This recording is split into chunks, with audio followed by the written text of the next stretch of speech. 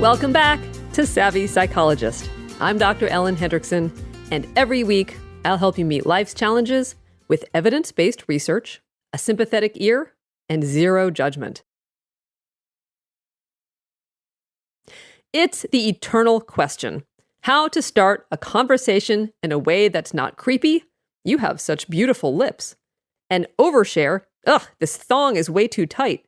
Or weird, do you like ham? How we start a conversation is important because it sets the tone and gives everyone an inkling of what's to come.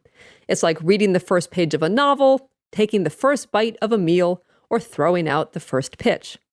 And starting a conversation with friends or family is easy. They're known entities and you have a shared history of experiences. But starting conversations with acquaintances, colleagues, or strangers can be a struggle more awkward than a Tyrannosaurus taking a selfie. Now, conversations with people you don't know well fall into two general camps. In the first, you want to initiate a conversation. You're trying to network, you have a question, or you simply see a heart-melting cutie across a crowded room. In the second camp, you are forced into conversation so as not to be awkward or antisocial. You're introduced to a friend of a friend, you're waiting in line for the Keurig machine at work, or find yourself in the elevator with a neighbor whose name may or may not be Mulva. If you live in a city, you know how strange public interactions can get. You sit thigh to thigh with a stranger on the subway while ignoring each other's existence. But despite being so physically close you can smell their deodorant, definitely Old Spice, there remains a wide gulf of social distance. Now, initiating conversation with true strangers is rare. In general, we all heed our parents' rules about not talking to strangers. And while it's a social norm, it's not without exception. In researching this episode, I was fascinated by a paper I found in the Journal of Contemporary Ethnography, which analyzed how conversations between strangers happen on public transportation. The paper found that although the unspoken rule is not to talk to strangers, we're allowed to bend the rules if we follow certain conventions. First, you're allowed to initiate conversation if your intentions are obvious. So for example, say you're at a train station. You stare up at the schedule board, look at your ticket, then the board again. You look puzzled and then glance around. The result? The people around you, at least those who aren't immersed in their phones, probably guess you have a question. And this paves the way for you to initiate conversation. And according to the paper, you'll probably do this in 3 ways. First, you'll use what's called a summons, like, "Excuse me," an explanation, such as, "The board says track 3, but my ticket says track 7, and a request, such as, "Do you know which train goes to Penn Station?" All these things, the summons, the explanation, and the request, all smooth over your breach of the unwritten, or shall we say unspoken, rule of not talking to strangers and make it clear you're not creepy or a scam artist. We're also allowed to break the rules when there is a common disruption. So for example, if your flight gets canceled while you're waiting at the gate, a squadron of cop cars races down the street as you stand on the sidewalk, or your subway car loses power, there's no need to say, "Excuse me."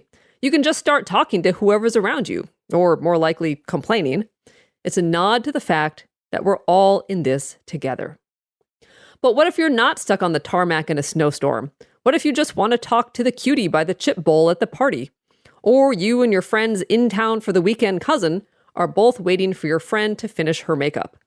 This week, here are 3 ways to whip up a conversation without remarking that your conversation partner looks just like your former cellmate. Now, right back to the 3 tenets of starting conversation. Tip number 1 is take the lead. In general, most of us are relieved not to have to initiate conversation. Especially for the introverted among us, it's a burden and a gamble. Thinking of a topic, taking a social risk to initiate, worrying about rejection or seeming like a creep, it's exhausting.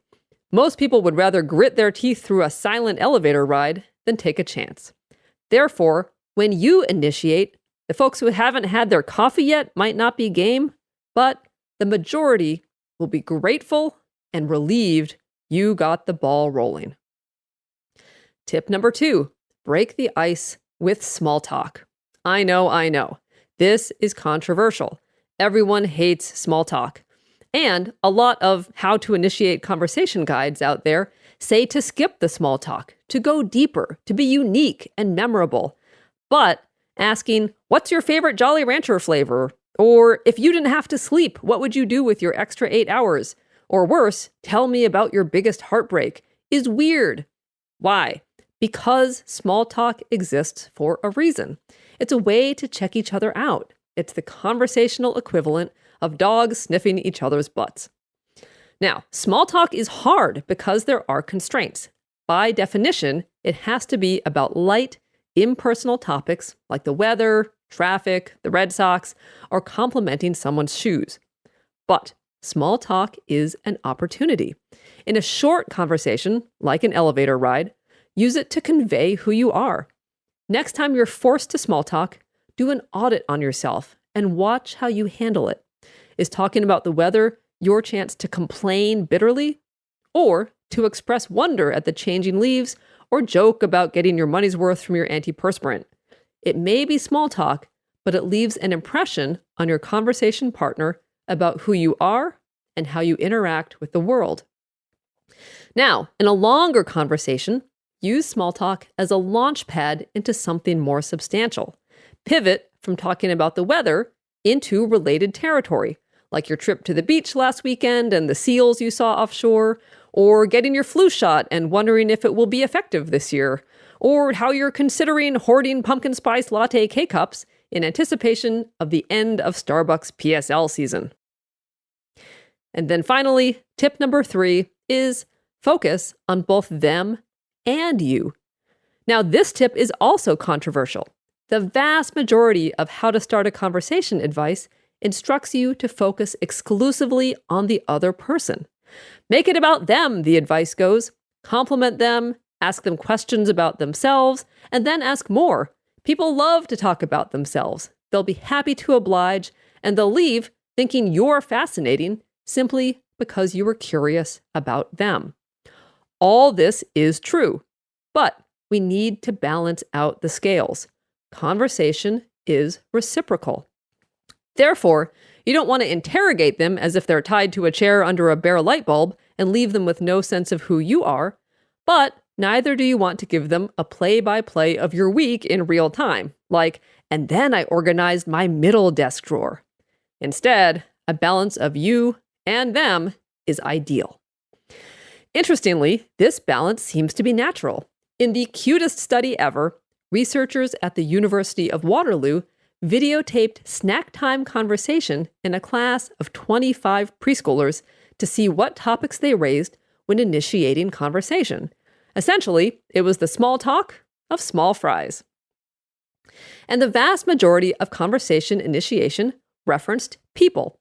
Specifically, 41% of the time, the topic was the kid being addressed, like, you know how to get to my house, or Eric, you are a picky eater, or are you going to fill your whole cup? But 39% of the time, the topic was the self, like, my leg is tired of walking, or I drank my juice and spit it back in. The kids illustrated a universal truth. Be interested and curious about the other person, but also offer tidbits about yourself so your conversation partner can have something to work with and ask questions about you.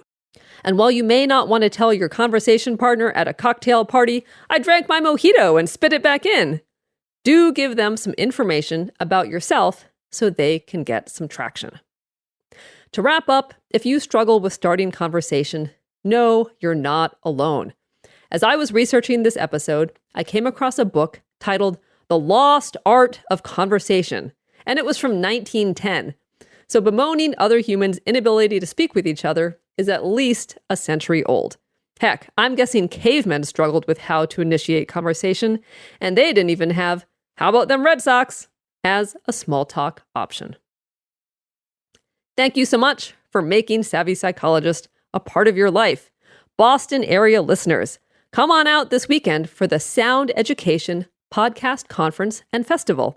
I'll be giving a live talk on Saturday, and I would love to meet you in person. So check it out at soundeducation.fm. That's soundeducation.fm. As always, Savvy Psychologist is strictly for informational purposes and doesn't substitute for mental health care from a licensed professional. Thank you so much for listening. Have an awesome week, and I'll see you here next Friday for a happier, healthier mind.